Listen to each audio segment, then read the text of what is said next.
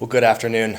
This is Sheriff Sanders here. This is my first time addressing the public directly after being elected, and I'm extremely excited to be here. We've got a lot of good stuff that we're working on, but I wanted to give you guys an update, kind of the state of the Sheriff's Office on day one, what I'm inheriting. There's a lot of good stuff going on. There's also some really critical issues that we're facing immediately, as most of you all know. So I really wanted to just come out here and give you guys kind of a short update. I've been too busy. I didn't have a chance to write out a nice speech for you, so this is pretty impromptu. I've just got some bullet points, so bear with me. But the first thing I wanted to address is kind of like the new changes that you're going to see here at the Sheriff's Office on day one. So first of all, effective immediately, TCSO now pursues for intoxicated driving to include alcohol and or drugs.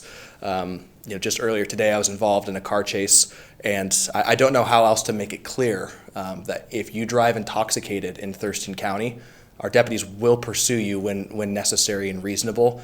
We will capture you, and just like today, we used a canine and an airplane to catch this subject who was involved in a number of different crimes.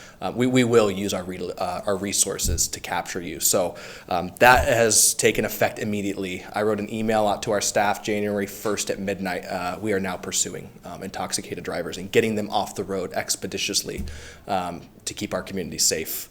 The next thing that we changed, TCSO policy prohibited the pursuit of motorcycles for any reason. And that's kind of problematic to me because you could have a situation where a homicide or a rape or a robbery suspect got onto a motorcycle and fled, and under no circumstances were we allowed to chase those motorcycles. So effective immediately, Thurston County Sheriff's deputies will have the authorization to pursue those motorcycles for those violent felonies and sex offenses only. So we aren't going to pursue for DUI on motorcycles. That doesn't make much sense to me, but we are going to ensure that criminals who commit serious felony crimes do not have a safe haven in this county. There's nowhere we won't go, we won't chase you if you commit a serious violent felony.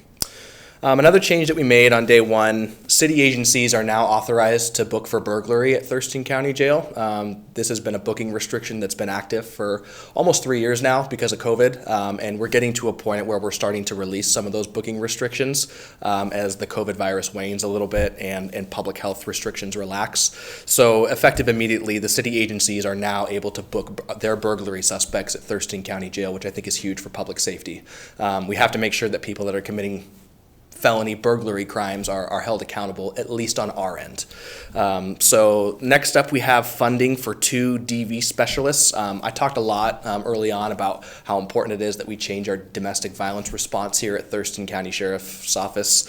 And one of the things that we're looking at is making 2 dedicated domestic violence specialists out embedded in the patrol division for daily response and call-outs. Props to Chief Carla Carter. She was able to get us back into the STOP grant. So actually all of their training is going to be paid for through this grant that Chief Carter was able to get. So I'm very excited. I'm very proud of that. The next thing is that body cams and dash cams are up and running for our deputies, which is huge. There's been almost no pushback from our deputies. They all seem to be excited to have them. We wanted them. I actually just got my body cam issued to me today. So I'll be setting that up and going through the training because when I'm out on patrol, I'll be held to the exact same standard. I'll be wearing a body cam so that people can see what I'm out doing as well. So we're excited for that. We're still working through the kinks. It's a new thing for us. It's a huge operation, but that's all looking very promising. We now have 2 full-time recruiters. I'll get into the staffing side of things here soon, but our recruitment and retention stuff has been pretty, it's just everyone's struggling right now for cops and hiring of cops. So we have 2 full-time recruiters now, 1 at the jail, 1 on the commission side. I'll be working with them pretty closely, and we're going to get creative to try and get people to come work here at Thurston County Sheriff's Office. The next thing I have is some anticipated goals. These aren't things that are completely in concrete, but we are working towards them. The first is the phased reopening of Thurston County Jail. Like I kind of mentioned earlier, Thurston County Jail has been on lockdown for quite some time with some pretty heavy booking restrictions. We'll be coordinating with the prosecutor's office, the judges, and public health as far as what that phased reopening will look like, but we have to start working towards getting back to some sense of accountability. Let's see, next we are looking at adding 2 more narcotics, adding 2 narcotics dogs positions to the jail. There's a couple of reasons for this. One is that it will offer more career opportunities for our correctional deputies. The second is that I want a target zero of 0 overdose deaths in our jail moving forward. If there's narcotics in our jail, I want those pups to find them. And the third thing is that everyone likes dogs. So that's kind of the end all be all argument is we can always use more dogs. We are doing a complete evidence inventory, so we're going to go through all of our evidence and just inventory it and make sure that everything is as it should be. Obviously, new administration taking over, it's a liability issue. Not that the previous administration did anything wrong, but just to be careful there, it's standard practice. So a huge task coming up for our evidence division, and I commend them for that. Some critical issues that we are inheriting. Currently, we are funded for only one IT tech position, our systems administrator, for a department of 260 employees. That is problematic, and it is increasingly problematic when you start talking about the rolling out of body cams and dash cams. We're working on a new report writing and jail management system, and the fact that she is responsible for every employee and every agency that utilizes our systems in the county. One person. So that is one of our big critical issues. The second thing is that our finance department, which is responsible for keeping the department running financially in accordance to law, making sure that employees are paid, and getting our grants written for us, they have not had an additional position in 17 years. So in the last 17 years, this department has almost doubled in size, and they still are working with the same staffing levels from, late 2000s. So those are kind of our two most critical issues. I know that it is not the coolest thing in the world to ask for more support staff. Everyone wants more deputies because that's easy to translate. That's easy to see how that impacts public safety.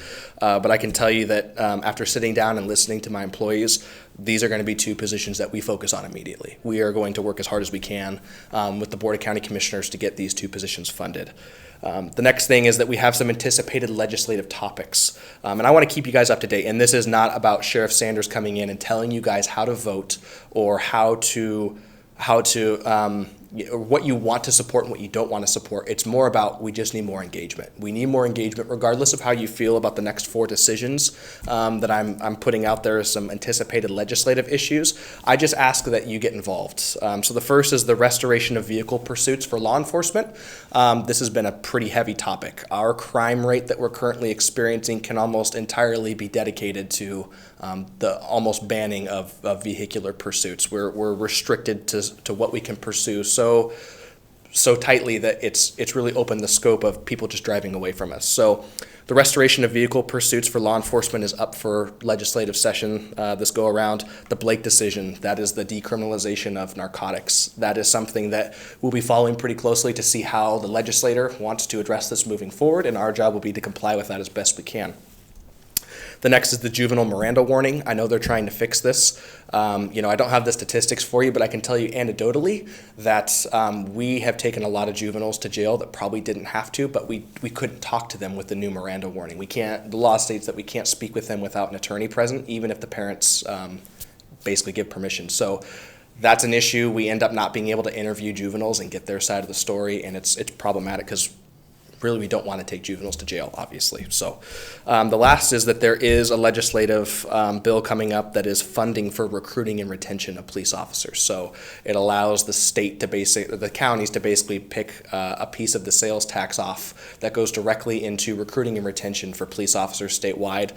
This is huge, obviously. We know how many police officers have left the state, how many have left the job entirely, and so that'll be important for us to watch. Those are the 4 legislative issues that are probably going to come up. There may be more, but these were the 4 that were provided me that are pretty hot topic. As far as the bureaus go, I just want to give you guys some updates as to we're hurting a little bit. So in the Corrections Bureau, we are funded for 91 corrections deputies. We currently have 78. So we are down 13 correction deputies. And that's huge, especially if we want to start looking at reopening the jail for booking restrictions. We need to get that staffing up. So we're going to be working pretty hard on making sure that our corrections deputies are getting those positions filled, and that responsibility lies on us as an administration. So on the operations side, we are slated for 56 patrol deputies. We currently have 34 working. That's minus 22.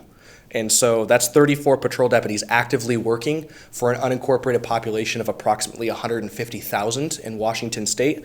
I am going to say with the utmost confidence that is the lowest in the state. Per capita. I can't imagine that anyone is working at a ratio. All the data I've seen is that Thurston County is in last place in the entire state when it comes to staffing per capita at a sheriff's office. So that is problematic. We should caveat that with some of this stuff. We have 3 deputies that are on FTO training. We have 6 deputies attending the Basic Law Enforcement Academy that graduate between May and August, so there is some relief there. We have 4 new patrol deputies that will start on February 1st. And 2 will be released to solo patrol on December of 2023. The rest will all be, if we don't get that help, it takes so long to get these deputies hired and put through the academy. It's not till 2024 that we're going to see that relief. We do have some patrol personnel on admin leave.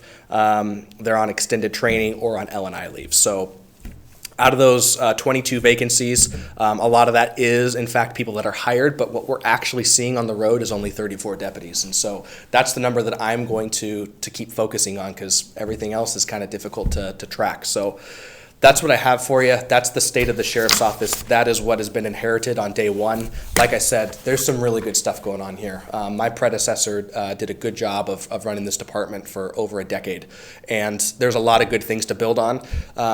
That being said, there's also a new direction that we're taking this place. So I'm really excited. I plan to keep you guys up to date on all this stuff, and it's going to be a fun journey. Thanks for following along.